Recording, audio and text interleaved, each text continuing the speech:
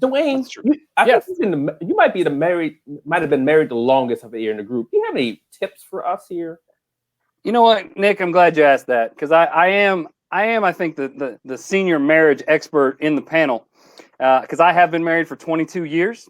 And yeah, in a row. That's an important part of the stat. It is. No, because everybody's got that one aunt that's got like 40 years, and he's like, no, I get it, Aunt Becky, but you got to divide by like 8 to make that work. Like, we all know that one. But I have recently started a marriage advice tool on my Facebook. Every day I have 365 tips, one for every day, and I'm offering people free marriage advice.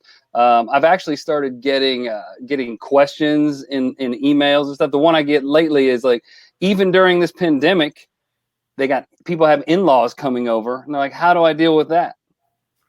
So that leads to marriage tip number 44, which may be late for some of you, but marriage tip number 44 is marry a foreigner. Your in-laws can't drop in if there's an ocean in between. So that's just a fact. They can't come. So I'm just letting you know that now. Where's your wife from? She's from Germany. Thank you for asking me, Nikki. I appreciate that, which leads me to marriage advice tip number 48. If you're at a barbecue and your German wife's uncle, who happens to be in the military, comes over, apparently it's not okay to refer to him as the Führer.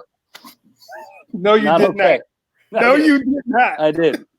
I thought he would be happy. I thought he'd be like, oh, he likes our culture and he understands us. But it was not okay.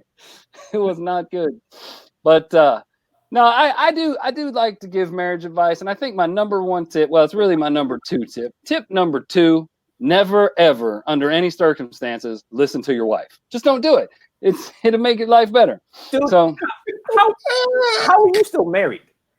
How are you still alive? I don't know. I have no idea. But I am. I tell you what, my wife is from Southeast DC. I'm not doing what you're doing. I get it. I get that. I mean, Southeast DC is a tough place, you know. I mean, but my wife's country tried to take over the world twice, so whatever. That's fine. #fact. Hey, she's from the streets, dude. She's from the streets of Munich. It's a tough place, man. The streets of Munich. But I'm glad you brought that up because I do some premarital counseling, and the number 1 tip that I give every single male that comes through is buy a comfortable couch. Because if you take my advice, you're going to need it. Back to you, Nick.